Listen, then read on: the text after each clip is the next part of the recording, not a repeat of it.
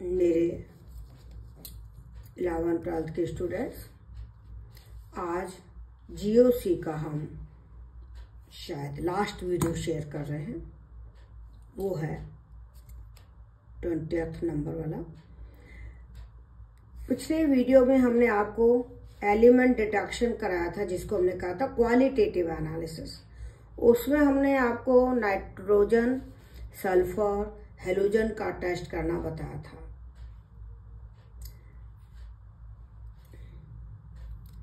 अगर organic compound में आपके नाइट्रोजन, सल्फर प्रेजेंट हैं और आपको हेलोजन का टेस्ट करना है, तो उससे पहले आप लैसाने सॉल्यूशन, जिसको हमने कहा था सोडियम फ्यूजन एक्सट्रैक्ट, जो हमने पिछले वीडियो में आपको बताया था, सोडियम फ्यूजन एक्सट्रैक्ट यानी लैसाने सॉल्यूशन, उसको कंसंट्रेट HNO3 के साथ आप बॉईल करोगे, ताकि जो नाइट्रोजन की वजह से NaCN था वो डिकम्पोज हो जाए और सल्फर की वजह से जो सोडियम सल्फाइड था वो भी डिकम्पोज हो जाए।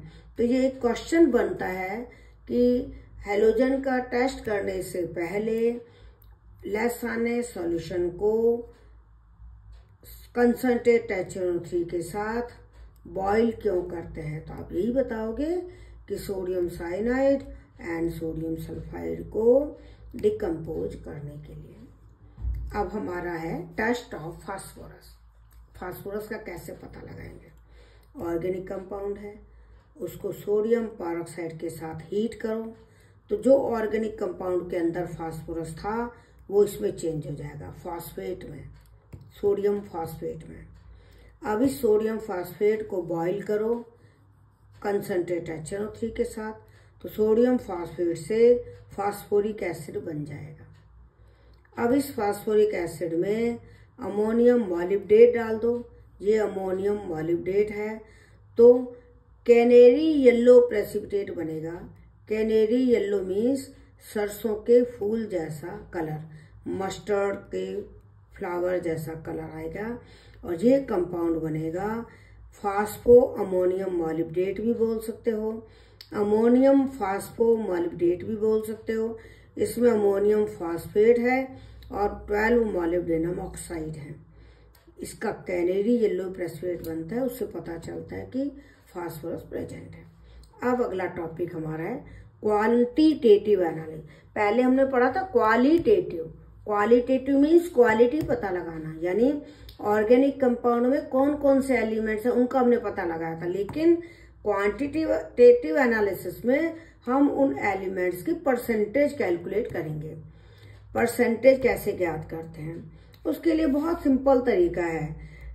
अलग अलग एलिमेंट को अलग अलग कंपाउंड में बदलते हैं, फिर उसमें परसेंटेज निकालते हैं। तो मैं आपको समझाती हूँ कि अगर कार्बन और हाइड्रोजन की परसेंटेज निकालनी हो, एक कंबाइंड एक्सपेरिमेंट है, जो हमने क्वालिटेटिव में भी बताया था कि ऑर्गेनिक कंपाउंड को एक्सेस ऑफ ऑक्सीजन की प्रेजेंस में कॉपर ऑक्साइड के साथ हीट करते हैं, तो ऑर्गेनिक कंपाउंड की जो कार्बन था वो CO2 में बदला, ऑर्गेनिक कंपाउंड का जो हाइड्रोजन था वो वाटर में बदला।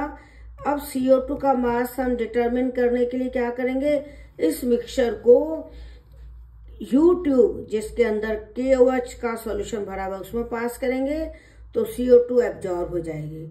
तो U ट्यूब को आपने पहले से वेट लिया हुआ है, और ये मिक्सचर पास करने के बाद फिर वेट ले लो, तो जो वेट में इंक्रीज होगा वो तो बताएगा CO2 का मास। और पानी का मास निकालने के लिए इस मिक्सचर को एक U ट्यूब, जिसके अंदर एनहाइड्रस CaCl2 भरा हुआ है, जिसको पहले से वेट लिया हुआ है, उस U ट्यूब में पास करना, तो वाटर एब्जॉर्ब हो जाएगा, U ट्यूब का मास बढ़ेगा। तो जितना मास बढ़ा, यानी U ट्यूब का फाइनल मास माइनस इनिशियल मास करोगे, तो जो मास बढ़ेगा वो वाटर का मास बताएगा। तो इस तरह से पहले आप क्या करोगे, कार्बन डाइऑक्साइड का भी मास ज्ञात कर लो कि निश्चित ऑर्गेनिक कंपाउंड लेने से कितना CO2 बना और कितना पानी। मान लो हमने ऑर्गेनिक कंपाउंड m ग्राम लिया था, m ग्राम ऑर्गेनिक कंपाउंड लिया, और उससे आपको वाटर तो मिला M1 कार्बन डाइऑक्साइड मिला M2 ग्राम। तो क्या करोगे, आपने 11th क्लास के बेसिक कंसेप्ट वाला जो फर्स्ट चैप्टर था उसमें हमने आपको परसेंटेज ऑफ एलिमेंट निकालना समझाया हुआ है कि एलिमेंट की परसेंटेज ज्ञात करने के लिए ये वो बेसिक कंसेप्ट वाले चैप्टर में, यानी प्ले लिस्ट में जाओगे, क्लास 11th का फर्स्ट चैप्टर बेसिक कंसेप्ट वाला होगा, उसमें एलिमेंट्स की परसेंटेज निकालना सिखाया हुआ है, उसको भी पढ़ लेना। वैसे मैं आपको यहाँ समझा रही हूँ कि अगर आपको कार्बन की परसेंटेज निकालनी है तो उसके लिए तो आपको कार्बन डाइऑक्साइड का मास लेना होगा, हाइड्रोजन की परसेंटेज निकालनी है तो वाटर का मास लेना होगा। तो आपको पता है CO2 का मोलर मास होता है 44, उसमें कितना कार्बन होता है CO2 के मोलर मास में 12 ग्राम। तो अपन लिखेंगे 12/44 इंटू, अब कितना CO2 बना M2, तो ये तो है कार्बन का मास। उस कार्बन को किससे डिवाइड करो, स्मॉल m से, क्योंकि m ग्राम ऑर्गेनिक कंपाउंड में इतना कार्बन था, m से डिवाइड करो, फिर 100 से मल्टीप्लाई कर दो तो ये परसेंटेज आ जाएगी। इसी तरह हाइड्रोजन की परसेंटेज निकालने के लिए आप वाटर लोगे, तो वाटर का मॉलिक्यूलर वेट है 18, उसमें हाइड्रोजन है 2, तो 2/18 इंटू M1 हो जाएगा वाटर का मास, और ये तो हो जाएगा हाइड्रोजन का मास 2/18 इंटू M1, और उसको डिवाइड करो M से, क्योंकि M ग्राम ऑर्गेनिक कंपाउंड में इतनी हाइड्रोजन थी, तो 100 में कितनी होगी, 100 से मल्टीप्लाई कर दो तो ये हाइड्रोजन की परसेंटेज आ जाएगी। इनके न्यूमेरिकल आते हैं आपके एग्जाम में। अब आता है नाइट्रोजन के लिए। अब नाइट्रोजन के लिए ना 2 मेथड है, एक ड्यूमा मेथड और एक जेल्डाल्स मेथड। जब न्यूमेरिकल आता है तो उसमें ड्यूमा मेथड का भी आ सकता है, जेल्डाल्स मेथड का भी आ सकता है। तो ड्यूमा मेथड में आपको यही याद रखना पड़ेगा कि नाइट्रोजन को किस में कन्वर्ट करना है। जैसे ऑर्गेनिक कंपाउंड वही M ग्राम ले लो, उसको CuO के प्रेजेंस में हीट करो, तो कार्बन तो CO2 में बदलेगा, हाइड्रोजन वाटर में बदलेगा, और जो अगर नाइट्रोजन है, कोई जरूरी नहीं कि ऑर्गेनिक कंपाउंड में नाइट्रोजन हो, किसी ऑर्गेनिक कंपाउंड में नाइट्रोजन होती है, किसी में नहीं होती। अगर नाइट्रोजन है तो वो N2 में बदल जाएंगे। अब क्या करोगे, CO2 को तो रिमूव कर दो, इस मिक्सचर को KOH में से पास करके CO2 हटा दो, और नाइट्रोजन को कलेक्ट कर लो नाइट्रोमीटर के अंदर, जो कि ग्रेजुएटेड ट्यूब होती है, उसमें नाइट्रोजन इकट्ठी कर लेते हैं और उस नाइट्रोजन का वॉल्यूम नोट कर लेते हैं। तो ऑर्गेनिक कंपाउंड का मास तो आपको यहाँ पता है कि स्मॉल m ग्राम लिया, और कितनी नाइट्रोजन का वॉल्यूम आया वो हमने नोट कर लिया, वो है V1 मिलीलीटर। और रूम टेम्परेचर नोट कर लो, जो होगा T1 केल्विन। अब नाइट्रोजन जो इकट्ठी हुई उसका प्रेशर भी नोट कर लो, तो वो जो प्रेशर होगा एटमॉस्फेरिक प्रेशर, उसमें से आप उस टेम्परेचर का एक्वस टेंशन माइनस कर दोगे तो P1 प्रेशर हो जाएगा। तो आपके पास V1, T1, P1 है। आपको इस वॉल्यूम को NTP में कन्वर्ट करना है, जिसके लिए आप फॉर्मूला लेते हो P1 V1/T1 is equal to P2 V2/T2, यानी P2 V2/T2 ये तो NTP वाले हैं, और P1 V1/T1 ये ऑब्जर्व वैल्यूज हैं, तो इससे आपको NTP पर वॉल्यूम आ जाएगा। उस NTP पर जो वॉल्यूम आया, NTP पर जो वॉल्यूम आया, जिसको V2 लिखो या V लिखो, उस वॉल्यूम में अगर हम 22,400 मिलीलीटर का भाग दे दें, क्योंकि ये वॉल्यूम मिलीलीटर में है और 22,400 मिलीलीटर को 1 मोल कहते हैं, तो उस वॉल्यूम को डिवाइड करोगे 22,400 मिलीलीटर से, तो आपके पास मोल्स आ जाएंगे। इन मोल्स को मॉलिक्यूलर वेट से मल्टीप्लाई कर दो तो ग्राम्स आ गए नाइट्रोजन के।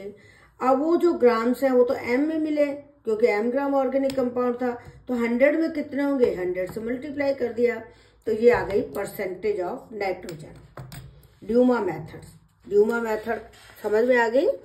बस आपको हर मेथड में ये ध्यान रखना है कौन से एलिमेंट को किस कंपाउंड में बदलना है। अब आती है second method, Kjeldahl's method. Second method कौन सी है, जेल्डाल्स मेथड, जिसकी स्पेलिंग है KJELDAHLS, जेल्डाल्स मेथड। पहली हमने ली थी ड्यूमा मेथड, दूसरी ली है जेल्डाल्स मेथड। अब जेल्डाल्स मेथड बहुत इंपॉर्टेंट है और थोड़ी सी कंपेरेटिवली हार्ड है। इसको आप ध्यान से समझना, बहुत आराम से धीरे धीरे समझो। जैसे ऑर्गेनिक कंपाउंड, वही हमने m ग्राम लिया, कंसंट्रेट H2SO4 के साथ हीट किया तो अमोनियम सल्फेट बना। क्या बना? Ammonium sulphate. इस अमोनियम सल्फेट को NaOH के साथ हीट किया, अमोनिया बन गई। ध्यान देना, अमोनिया बनी। इस अमोनिया को पास करेंगे excess of standard solution of sulphuric acid में। स्टैंडर्ड सॉल्यूशन मीन्स जिस सल्फ्यूरिक एसिड की हमें मोलरिटी मालूम है, तो उस सल्फ्यूरिक एसिड में पास किया जिसका वॉल्यूम भी मालूम है। अब अमोनिया इसमें गई तो अमोनिया बेसिक है और H2SO4 एसिडिक है, तो अमोनिया इस H2SO4 को न्यूट्रलाइज करेगी। कुछ H2SO4 तो यूज हो जाएगा, कुछ H2SO4 बचेगा। उस बचे हुए H2SO4 के हम टाइट्रेशन करेंगे किसके साथ? NaOH के स्टैंडर्ड सॉल्यूशन के साथ, यानी जिस NaOH की मोलरिटी मालूम है उस NaOH के स्टैंडर्ड सॉल्यूशन के साथ हम टाइट्रेशन करेंगे, जिसको हम बोलते हैं एसिड बेस टाइट्रेशन। और इंडिकेटर कौन सा लेते हैं? फिनोप्थलीन, जिसके लिए हमने आपको पहले वीडियो में बताया था CP, यानी colourless in acidic medium, pink in basic medium. तो फिनोप्थलीन बेसिक मीडियम में पिंक कलर देता है, तो उससे अपन एंड पॉइंट निकाल लेते हैं। तो इस टाइट्रेशन से हमें इतना पता चलेगा कितना सल्फ्यूरिक एसिड बचा, हमने कितना लिया, उसमें से बचा हुआ माइनस कर देंगे तो यूज्ड सल्फ्यूरिक एसिड आ जाएगा।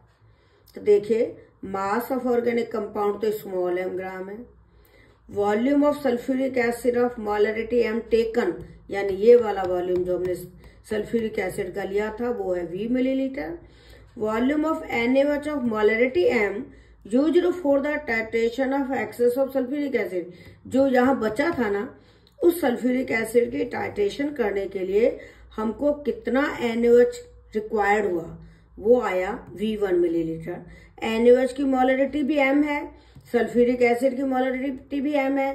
आपको पता है सल्फ्यूरिक एसिड को हम लिखते हैं H2SO4, जिसकी बेसिसिटी 2 है, यानी 1 मोल से 2 मोल हाइड्रोजन आयन बनते हैं, जबकि NaOH के 1 मोल से 1 मोल OH आयन बनते हैं। इसलिए जितना NaOH यूज हुआ उस वॉल्यूम को आधा कर दोगे तो वो आएगा सल्फ्यूरिक एसिड जो बचा हुआ है, तो लिया हुआ था V1 मिलीलीटर, बचा V मिलीलीटर तो लिया था, बचा हुआ है V1/2 मिलीलीटर। तो कितना यूज हुआ? V में से V1/2 घटा दो, पहले वाला V वॉल्यूम था, बाद में हमने V1/2 लिया। V1/2 क्यों किया? क्योंकि सल्फ्यूरिक एसिड की मोल बेसिसिटी 2 है, सल्फ्यूरिक एसिड का 1 मोल 2 मोल हाइड्रोजन आयन देता है, जबकि NaOH का 1 मोल हाइड्रोजन आयन OH आयन देता है। तो इसीलिए हमने जितना NaOH का वॉल्यूम आया उसको आधा किया, तो वो सल्फ्यूरिक एसिड का वॉल्यूम होगा जो बचा हुआ है। लिया हुआ था V, बचा हुआ है V1/2, तो कितना सल्फ्यूरिक एसिड यूज हुआ? V minus V1/2 millilitre. किस मोलरिटी का? m मोलरिटी का सल्फ्यूरिक एसिड। अब सल्फ्यूरिक एसिड के 1 मोल से 2 मोल हाइड्रोजन आयन बनते हैं, तो इसका मतलब जो अमोनिया आएगी ना, वो इसका डबल हो जाएगा, क्योंकि अमोनिया 1 प्रोटॉन लेता है। तो इसलिए जितना मोलरिटी वाला सल्फ्यूरिक एसिड था उसको हम 2 से मल्टीप्लाई करेंगे, तब ये अमोनिया आएगा m मोलरिटी वाला। अब अमोनिया जो है V minus V1/2 into 2 into molarity, क्योंकि ये तो मिलीलीटर वॉल्यूम था और m मोलरिटी है, तो मोलरिटी से जब वॉल्यूम को मल्टीप्लाई करते हैं तो उसको बोलते हैं मिलीमोल्स। तो ये मिलीमोल्स किसके हैं? अमोनिया के।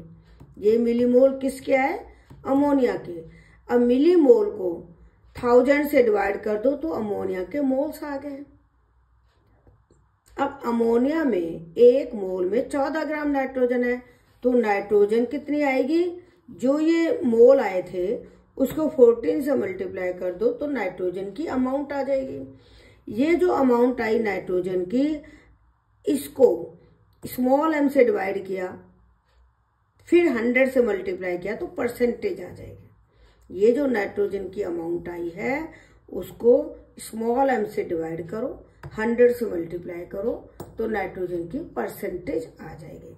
इस तरह से आज हमने आपको क्वांटिटेटिव यानी क्वांटिटी निकालना, परसेंटेज निकालना, कार्बन, हाइड्रोजन और नाइट्रोजन तीनों की हमने आपको परसेंटेज निकालना सिखाया है। इसको आप पढ़ लेना, कोई दिक्कत हो तो कमेंट में लिखना। अगले वीडियो में हम बाकी एलिमेंट्स की परसेंटेज निकालना सिखाएंगे। तब तक के लिए नमस्कार, all the best, thank you.